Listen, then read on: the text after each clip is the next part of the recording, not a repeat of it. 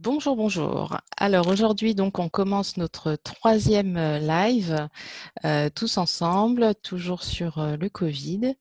Et un peu comme la fois précédente, on a notre équipe qui est là et j'ai une petite invitée particulière pour vous.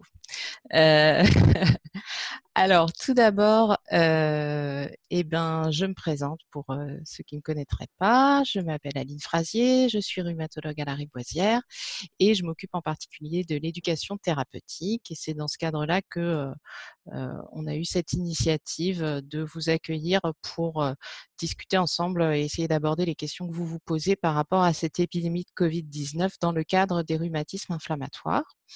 Et pour répondre à toutes vos questions, vous en avez envoyé quelques-unes par mail. On a fait le point de tout ça et on va essayer de répondre aux questions qui touchent le plus de personnes. Si vous avez posé des questions qui sont un petit peu plus personnelles ou individuelles, on essaiera plutôt de vous recontacter directement ou d'alerter le médecin qui vous suit d'habitude pour répondre à ces interrogations qui sont peut-être pas à partager avec notre assemblée. Alors, déconfinement oblige, je vois qu'on est un petit peu moins nombreux que la fois précédente. Pour l'instant, on est 28. Et je passe la parole tout de suite à une invitée spéciale, comme je vous disais, qui est Sandrine, qui est une de nos infirmières. Sandrine, je t'active ton micro. Merci Aline. Donc, bonjour, je suis Sandrine, infirmière en consultation de rhumatologie depuis une trentaine d'années. Et donc j'ai travaillé en hospitalisation et là actuellement je suis depuis 8 ans en consultation. Voilà. Merci Sandrine.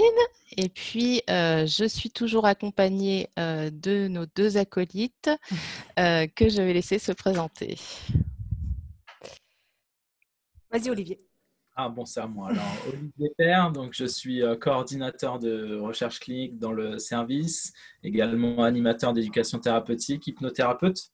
Et je vais répondre ou en tout cas enregistrer vos questions sur le chat. Donc, n'hésitez pas à converser directement sur le chat si vous le souhaitez. Bonjour, moi je suis Clémence de Maison. Je coordonne les programmes d'éducation thérapeutique en rhumatologie à l'hôpital Lariboisière. Et comme aux deux précédents lives, je vous propose d'être le porte-parole des questions que vous avez envoyées précédemment par mail. Je serai également maître du temps. La webconférence aujourd'hui est de 35-40 minutes max, donc 5 minutes avant la fin, je vous préviendrai afin qu'on puisse conclure et puis se dire au revoir. Alors, on va commencer avec la première question. Mon médecin traitant ne veut pas que je reprenne le 11 mai et préfère attendre 10-15 jours. Que dois-je faire ? De plus, ma directrice de crèche, où je travaille, profite de ce virus pour ne pas renouveler mon CDD. Quels sont mes droits ? Alors, on va commencer déjà par la première partie, la partie sur le médecin traitant qui s'oppose à une reprise du travail. Alors, bon, déjà, sachez que légalement, le médecin, c'est pas lui qui décide si vous reprenez ou pas le travail. Lui, il vous conseille, il peut vous accompagner, il peut vous faire un arrêt de travail si votre état de santé le nécessite ou le justifie. Mais c'est pas lui qui décide si vous avez le droit ou pas de travailler. C'est une décision qui vous revient avant tout, mais qui bien sûr va reposer sur des arguments dont fait partie l'avis de votre médecin traitant, parce que c'est quand même lui qui connaît bien votre état de santé dans sa globalité et qui donc peut vous aider à évaluer votre risque de contracter cette infection ou d'avoir des complications si vous la contractez. Alors, il n'y a pas que lui qui peut vous aider à évaluer ce risque, et notamment dans le cadre de votre rhumatisme et des traitements que vous prenez. Le rhumatologue connaît bien vos traitements et les risques qu'ils peuvent induire. Et comme on l'a déjà dit les fois précédentes, on a quand même plutôt des données rassurantes, c'est-à-dire que à ce jour, on a l'impression que les patients qui ont des rhumatismes inflammatoires, qui sont sous traitement de fond, sous biothérapie, ne font pas plus de Covid sévère. cancer ne vont pas plus en réanimation et ne meurent pas plus que les autres. Ça ne veut pas dire qu'il n'y en a aucun, mais ça veut dire qu'il n'y en a pas plus et que donc il semblerait que cette fragilité qui était présumée, puisque vos traitements d'habitude, on dit toujours qu'ils diminuent un peu vos défenses immunitaires, bah là, vis-à-vis du Covid, ça n'a pas l'air d'être quelque chose, en tout cas, de majeur. Donc le risque que vous avez dans ce cadre-là, il est quand même mesuré. Et puis vous avez aussi, on a déjà abordé la question, le fait que vos traitements sont même parfois plutôt proposés pour, au contraire, traiter le Covid. Donc voilà, donc c'est ça qu'il va falloir mettre en balance, l'avis de votre rhumatologue sur le risque que vous avez par rapport à votre traitement, à votre rhumatisme, et puis l'avis de votre médecin qui lui fait la globalité, la synthèse entre votre rhumatisme et puis vos autres problèmes de santé qui peuvent aussi intervenir dans cette décision. Alors, je voulais revenir un petit peu, comme on a parlé un petit peu rapidement la semaine dernière, sur tous les éléments que vous pouvez prendre en compte dans la décision de est-ce que je vais pouvoir retourner au travail ou pas, ou est-ce que je vais pouvoir retourner faire des courses ou refaire des activités ou voir mes petits-enfants, ou voilà, tout. Enfin, en ce moment, la vie est exacerbée, mais finalement, c'est la même chose que toujours. Mais on a des décisions à prendre, en particulier vis-à-vis de cette épidémie. Alors, pour le travail, si vous avez la possibilité d'avoir du télétravail, au moins en partie, ça permet quand même de limiter les risques d'exposition. Si vous n'avez pas beaucoup de trajets ou vous avez un moyen de décaler vos horaires ou de faire des trajets dans des endroits où vous aurez moins de foule, peut-être plus en véhicule particulier plutôt qu'en transport en commun ou des choses comme ça va sécuriser aussi. Ça dépend aussi de la durée du trajet, effectivement.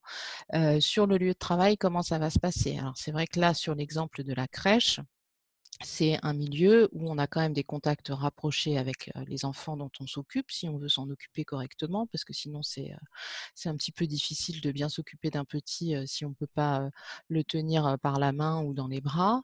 Donc c'est sûr qu'on a un risque d'exposition par ce biais-là. On ne va pas mettre de masque au bébé, évidemment. Par contre, comment est organisé le travail au sein de cette structure?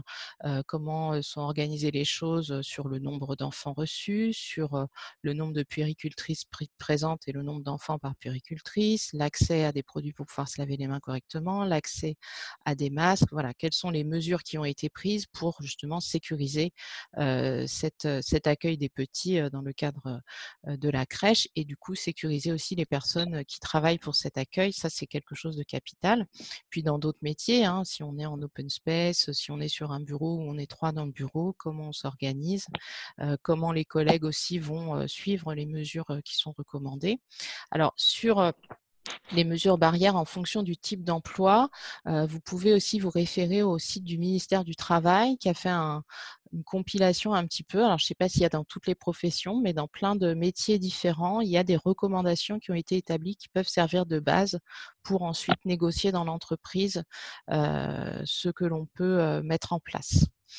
Bon, après, il y a d'autres questions plus terre à terre, peut-être, comme les possibilités financières. Tout le monde ne peut pas non plus, si l'employeur veut que vous repreniez et que vous n'avez pas d'autres alternatives, voilà. Mais vous verrez qu'il y a des dispositifs aussi de protection qui sont possibles. Puis il y a plein d'autres choses qui vont intervenir, l'avis de votre entourage, l'endroit où vous êtes, s'il y a beaucoup de circulation du virus dans votre commune ou pas, la garde des enfants quand on a des enfants aussi dont on doit s'occuper et qui n'ont pas encore pu reprendre l'école.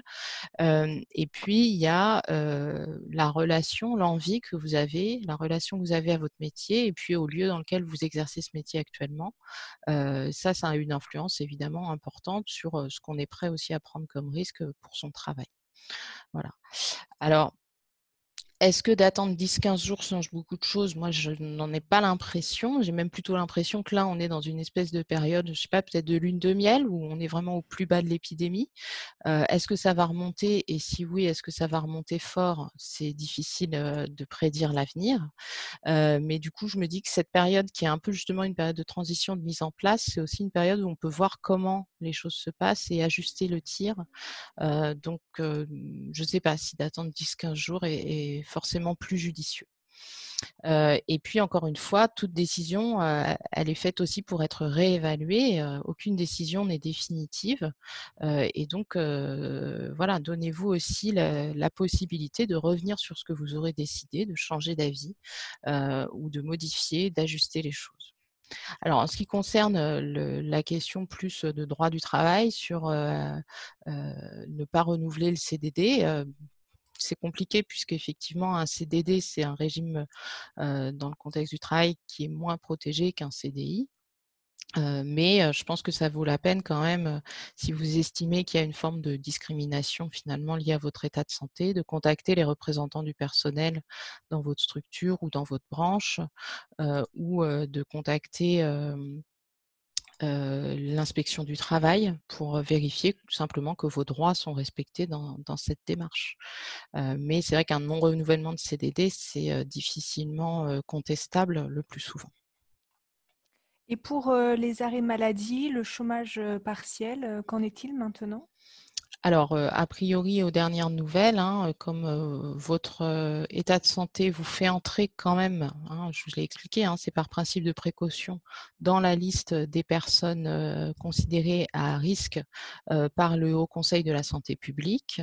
Si aucune solution de télétravail n'est envisageable, c'est indiqué sur le site du gouvernement dans l'onglet handicap. Vous pouvez être placé en arrêt de travail, hein, ou alors bénéficier du dispositif de chômage partiel depuis le 1er mai qui pour l'instant est prolongé, hein. Donc ça, vous pouvez aller voir sur le site du gouvernement pour avoir toutes les informations par rapport à cette démarche, parce que l'arrêt de travail, il y avait la possibilité de remplir soi-même un formulaire, donc ça, je crois que c'est prolongé, ou alors la possibilité de le faire établir par votre médecin traitant. Alors, j'ai une autre question sur un autre registre qui est par rapport au rendez-vous. Donc, j'ai rendez-vous en juin avec le docteur Latourte, qui est un de nos rhumatologues à l'hôpital Lariboisière. Je ne pense pas que je serai capable de me déplacer. Qu'en pensez-vous? Alors pour cette question justement, c'est pour ça que j'ai demandé à Sandrine de venir. Donc avant de lui passer la parole, je voulais vous dire que on a continué les consultations tout au long de la période épidémique et on a essayé de les faire en téléconsultation. Certains d'entre vous ont peut-être déjà été contactés par téléphone ou même par visio dans certains cas. Donc voilà, on essaye quand même de garder le lien, de ne pas perdre de temps dans votre suivi et de pouvoir comme ça avancer au maximum à distance. Et puis maintenant avec le déconfinement, on commence effectivement à reprendre les consultations présentielles et pour ça, je vais passer la parole à Sandrine qui va vous expliquer comment on a organisé tout ça.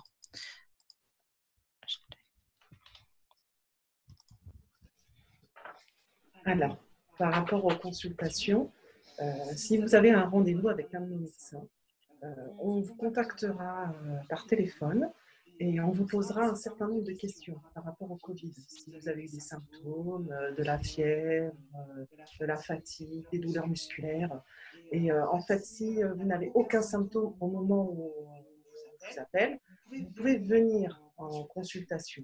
Donc, à l'arrivée dans le service, en consultation, une aide-soignante va être là en fait pour arrêter. Non, c'est bon. Alors, il y a une aide-soignante qui va être à l'accueil. Donc, quand vous allez arriver, il y aura une prise de température, un lavage des mains au gel hydroalcoolique. Si vous n'avez pas de masque, bien sûr, on vous mettra un masque. Et ensuite, vous irez dans la salle d'attente. Et là, dans la salle d'attente, en fait, il ne faut pas avoir d'inquiétude parce qu'actuellement, en fait, on ne fait venir que 2 patients par heure pour chaque médecin. Donc, en fait, vous ne croiserez pas d'autres patients. C'est un patient toutes les demi-heures. Donc, il n'y a pas de risque en fait, voilà, d'attraper le Covid. Et par contre, si vous avez des symptômes, au moment où je vous appelle s'il y a des symptômes, il ne faut pas venir en consultation. Et du coup, là, le médecin fera une consultation par téléphone. Voilà. Voilà, je pense que c'est un peu clair, hein. L'idée de faire venir Sandrine, c'était vraiment qu'elle puisse vous rassurer sur le fait qu'on a mis en place des choses vraiment pour permettre voilà, que ça se déroule dans les meilleures conditions de sécurité pour tout le monde et que vous vous sentiez à l'aise. Si on vous fait venir, c'est parce qu'on sait qu'on peut le faire sans vous faire prendre de risques. Et puis, il y a la question du transport qui se pose pour certains. Donc là aussi, on a la possibilité d'organiser les choses en vous remettant un bon de transport pour que vous puissiez éviter les transports en commun dans ces circonstances si c'est quelque chose qui vous paraît compliqué. Voilà. Est-ce que le jour du rendez-vous, ils peuvent venir accompagner ? Alors, on essaye de limiter le nombre de personnes en salle d'attente. Donc, les recommandations, je me tourne vers Sandrine, c'est pas d'accompagnant, sauf vraiment s'il n'y a aucune autre solution, mais il faut que votre accompagnant soit préparé au fait que potentiellement, il sera obligé d'attendre à l'extérieur. Une personne aimerait avoir ton avis, Aline, sur le fait de reporter sa perfusion d'Aclasta pour l'ostéoporose qui lui a été prescrite par notre service. Que se passe-t-il s'il dépasse un certain délai? Et il demande, puis-je prendre le risque de faire venir ma super infirmière à la maison compte tenu de ma situation de personne à risque? Alors, pour ce qui est de l'Aclasta, donc c'est un traitement de l'ostéoporose qui est souvent prescrit effectivement dans le cadre des rhumatismes, notamment lorsqu'on a reçu de la cortisone, on peut être amené à avoir un risque de fragilité osseuse et avoir besoin de ce type de traitement. Ça se fait par perfusion intraveineuse une fois par an. C'est une perfusion qui dure 20 minutes à peu près, donc c'est assez court. Voilà. C'est un traitement qui a un effet qu'on appelle rémanent, donc qui dure assez longtemps, si bien que si on le décale, au lieu de le faire une fois par an, à toutes les, disons, 15 mois, 18 mois, ça passe encore. On ne prend pas de risque majeur de perte d'efficacité du traitement, donc ça veut dire qu'on a quand même une certaine amplitude pour décaler la perfusion si c'est nécessaire. Ensuite, la question, c'est celle de est-ce que je fais venir un soignant à mon domicile? Je pense que je vous aurais peut-être pas dit la même chose il y a 2-3 mois. Enfin non, il y a 3 mois, il n'y avait pas de problème. Il y a 2 mois ou il y a 6 semaines. Mais aujourd'hui, les soignants, ils ont tous maintenant, je pense, à leur disposition les bons moyens de protection pour se protéger et vous protéger. Donc les soignants, ils avaient déjà l'habitude de se laver les mains, d'utiliser le gel hydroalcoolique, etc.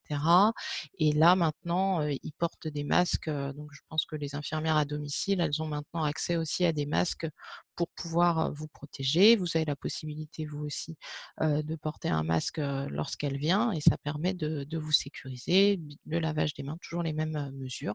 Pour vous soigner, du coup, on va rentrer dans la zone de sécurité d'1 mètre, mais on va le faire avec une tenue propre, des mains propres et un masque pour limiter le risque de transmission de l'infection. Alors, on profite aussi du fait d'avoir Sandrine avec nous pour qu'elle nous explique comment elle s'organise, parce que vous savez peut-être pas, mais on fait aussi les consultations. En consultation, on fait aussi des perfusions d'Aclasta. Donc, Sandrine, est-ce que tu veux bien nous dire un petit peu comment tu t'organises, toi, pour faire ces perfusions? Là, le problème actuellement, c'est que c'est vrai qu'on avait des patients sur les mois de mars et mois d'avril. On a dû annuler tout ce qui est perfusion. Et là, actuellement, je rappelle les patients pour reprogrammer les rendez-vous pour les perfusions. Et il est vrai que certains patients ont peur de revenir. Donc, en fait, de toute façon, déjà, on leur pose pareil un questionnaire pour savoir s'ils ont actuellement le Covid. Parce que s'ils ont le Covid actuellement, je vois avec le médecin pour voir si on maintient ou pas la perfusion. Sinon, si dans le questionnaire tout est négatif, ou s'ils ont eu le Covid il y a plus d'1 mois, il n'y a pas de risque en fait pour faire cette perfusion. Donc, ils peuvent venir en toute sécurité. Et pareil, quand ils arrivent dans le service, on a les masques. Donc, si le patient arrive sans masque, on lui met un masque. On lui met du gel hydroalcoolique. Et nous également aussi, on a le masque, on se lave bien les mains. Et ça ne pose aucun problème. On peut faire du coup la perfusion. Merci. Alors la prochaine question, elle ressemble à celle d'avant. En tant que personne à risque du fait de la polyarthrite rhumatoïde et des traitements, mon kinésithérapeute, avant c'était l'infirmière, là c'est le kiné, se propose de venir à domicile. Est-ce prudent? N'est-ce pas un moyen de faire entrer le virus à la maison étant donné que le kiné visite d'autres personnes? Donc bah là, effectivement, c'est le même type de question, hein, mais c'est toujours là aussi une balance décisionnelle. Si le kiné vous propose de venir, c'est que déjà, il a estimé que vos soins étaient importants par rapport à ceux de ses autres patients. Il pense qu'il peut, pour vous, apporter quelque chose de vraiment utile en maintenant ce rendez-vous. Ensuite, lui, s'il veut venir, c'est qu'il pense pouvoir le faire lui-même en prenant pas de risques et vous savez, quand on protège l'autre, hein, finalement dans cette épidémie.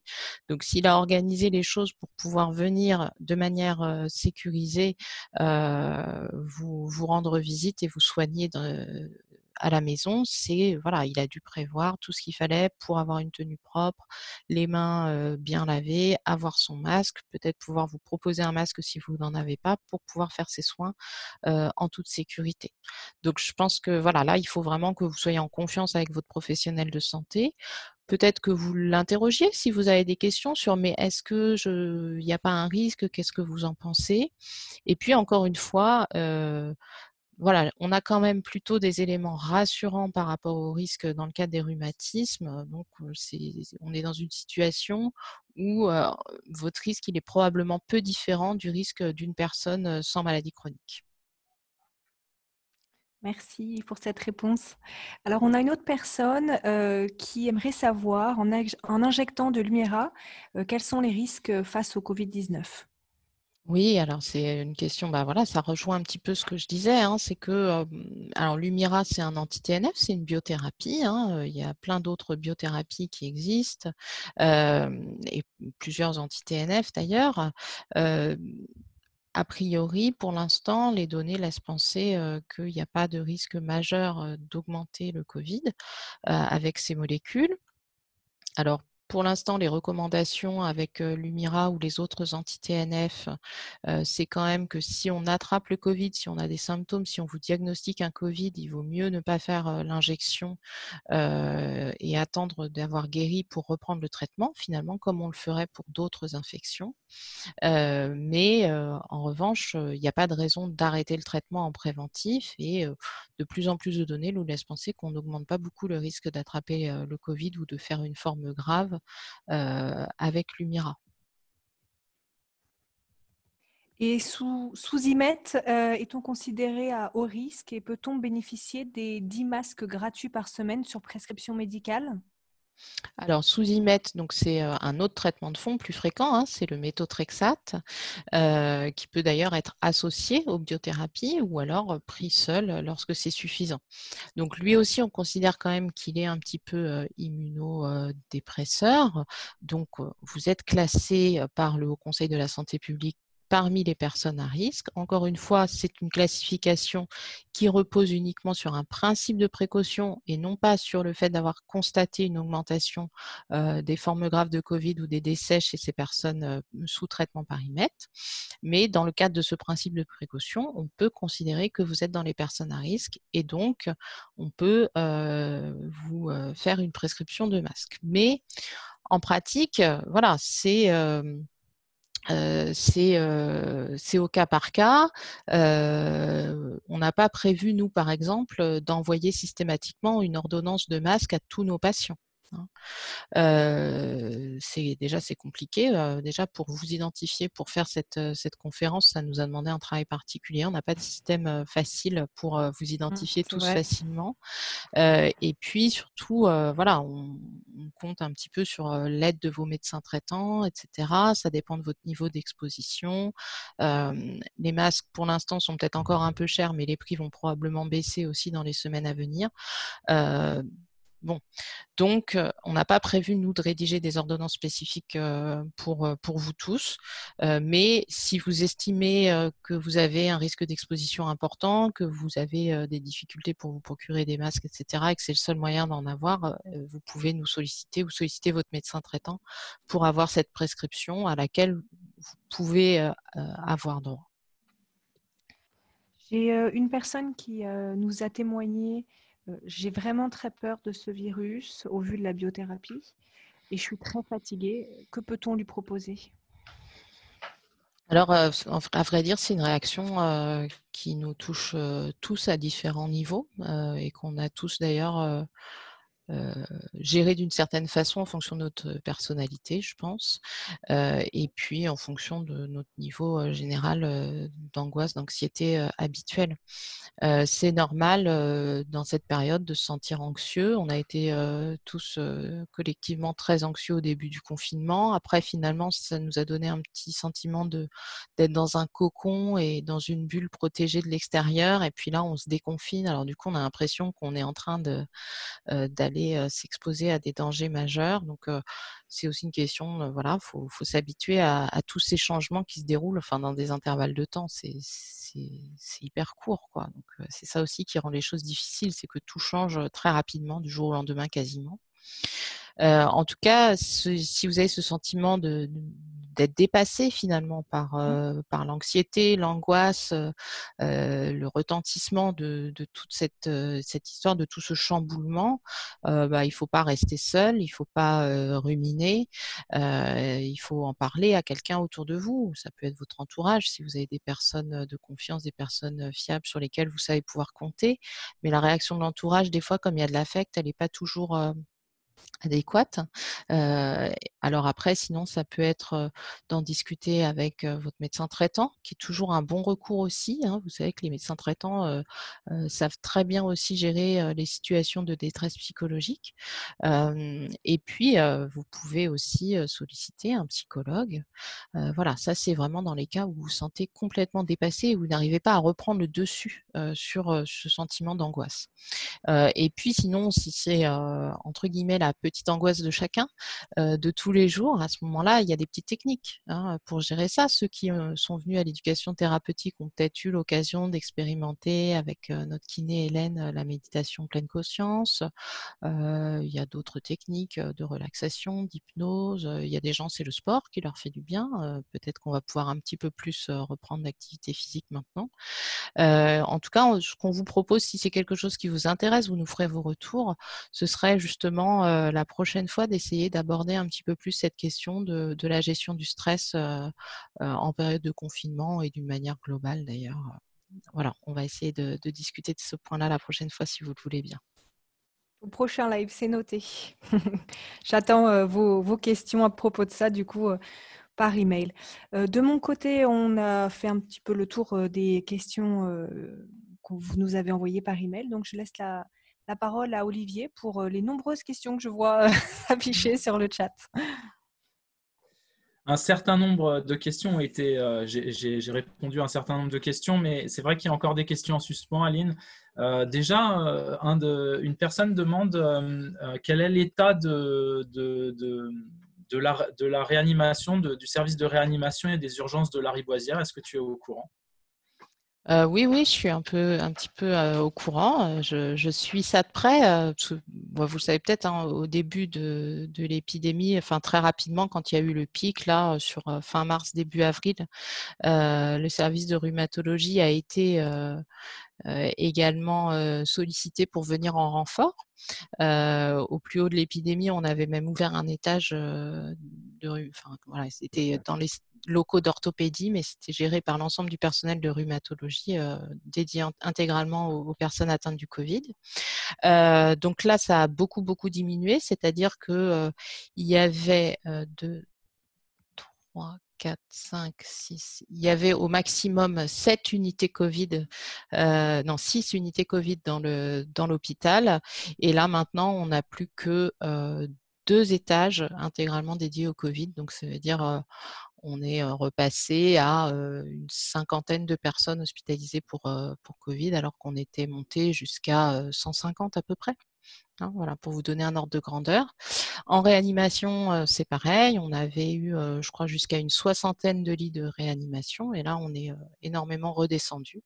Voilà. Alors, la difficulté maintenant pour l'ensemble de l'hôpital, c'est de se préparer au cas où il y ait une remontée de l'épidémie, de réussir à trouver le bon ajustement en essayant un peu de prédire l'avenir, c'est-à-dire garder suffisamment de marge de manœuvre pour que si une nouvelle vague survient, on puisse être en capacité de réagir.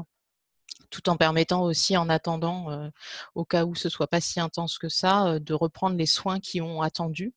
Parce que, bon, moi je suis assez, pour, ce que vous entendez peut-être, du collectif Interhôpitaux, et ils ont dit quelque chose de très juste, c'est que finalement, le fait que l'hôpital ait réussi à amortir cette épidémie, bah, ça s'est fait un peu au détriment, des personnes comme vous qui sont suivies pour des maladies chroniques, qui ont accepté de se mettre un petit peu de côté, pendant, En retrait. quelques semaines en retrait, pour qu'on puisse, prendre en charge, leurs soins. Mais voilà, ça peut pas durer, des mois et des mois non plus, quoi.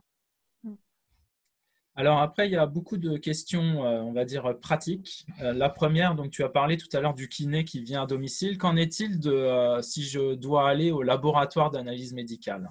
Mmh. Est-ce que tu penses qu'il faut y aller ou pas?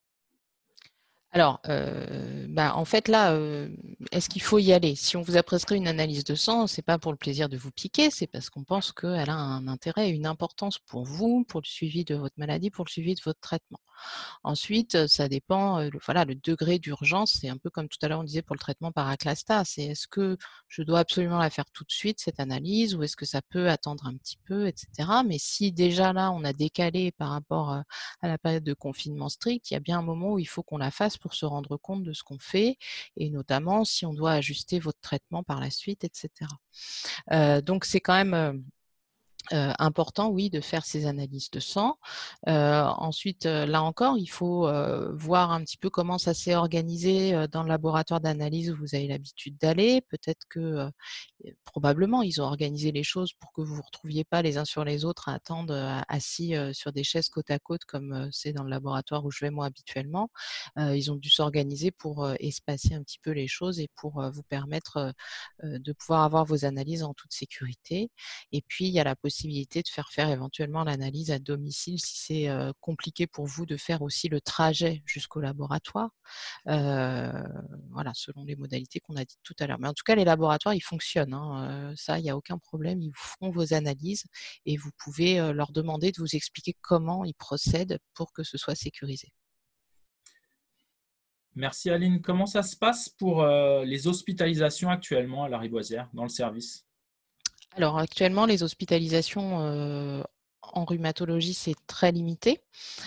Puisqu'on n'a qu'un étage sur les 2 qu'on a habituellement, et sur cet étage, on n'a ouvert que des chambres seules, c'est-à-dire que toutes les chambres, doubles, il y a une seule personne dedans. Donc ça limite, énormément le nombre de personnes qu'on peut accueillir, dans le service. C'est-à-dire qu'au lieu de, 42 personnes, 42 places disponibles, là, on en a 13. Donc c'est compliqué d'autant plus que, pendant toute la période, du maximum de l'épidémie, on avait moins de 13 places, on en avait, que 5 à peu près, et vous vous doutez bien qu'il y avait plein de gens qui étaient, en file d'attente et qu'il faut qu'on essaye, de pouvoir prendre en charge, maintenant qu'on rouvre un petit peu. Bon, en pratique, on sécurise aussi ces hospitalisations, un peu comme Sandrine nous a expliqué pour la consultation, c'est-à-dire qu'il y a un questionnaire préalable, il y a, des tests au moindre doute, et puis la chambre seule permet quand même de limiter le risque d'exposition. Mais il faut que vous sachiez que les locaux de l'hôpital Lariboisière, ils sont assez anciens, et que si on faisait que des chambres seules sur le long terme, ça limite énormément nos capacités à vous accueillir.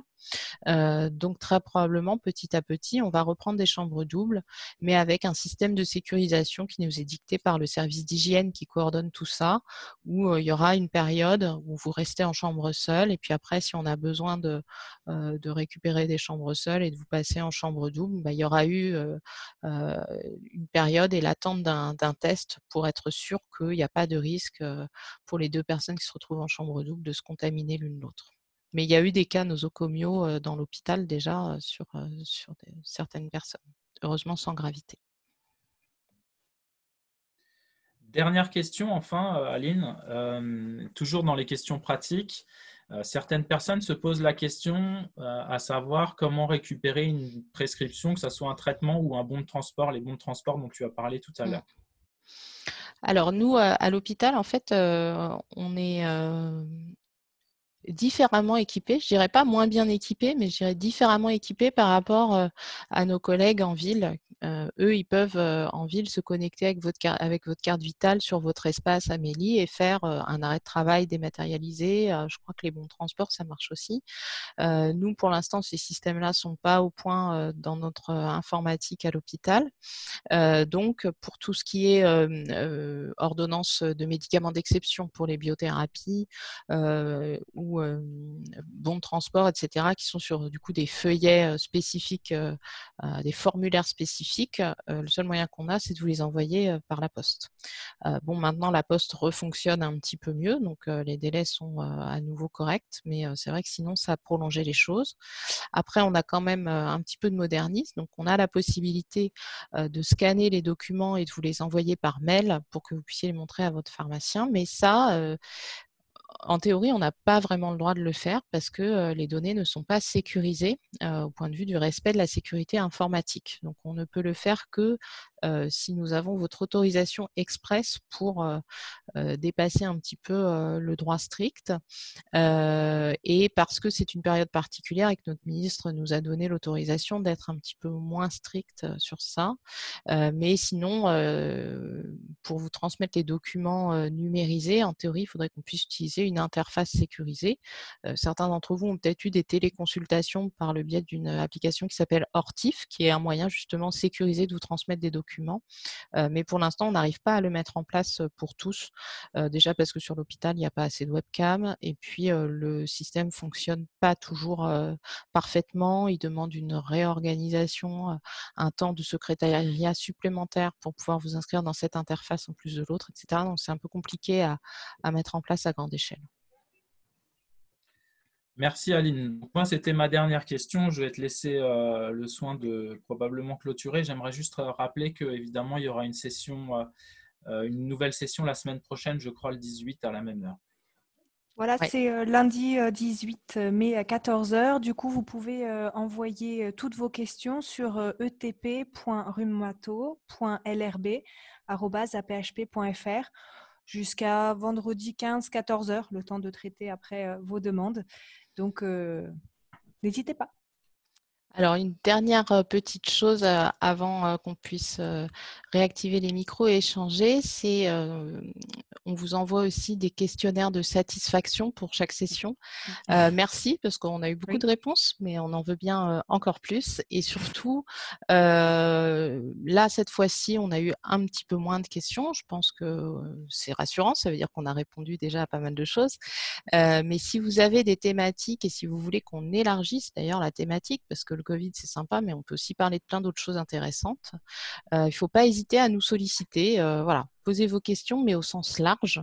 On peut tout à fait élargir la thématique. Dites-nous d'ailleurs si vous pensez qu'une fois cette période tendue passée, garder ce genre de lien, de contact régulier pour discuter de choses et d'autres, tout en élargissant. Encore une fois, on peut partir sur des choses beaucoup plus éloignées du quotidien, pourrait vous intéresser. Nous, on est ouvert à toutes vos propositions.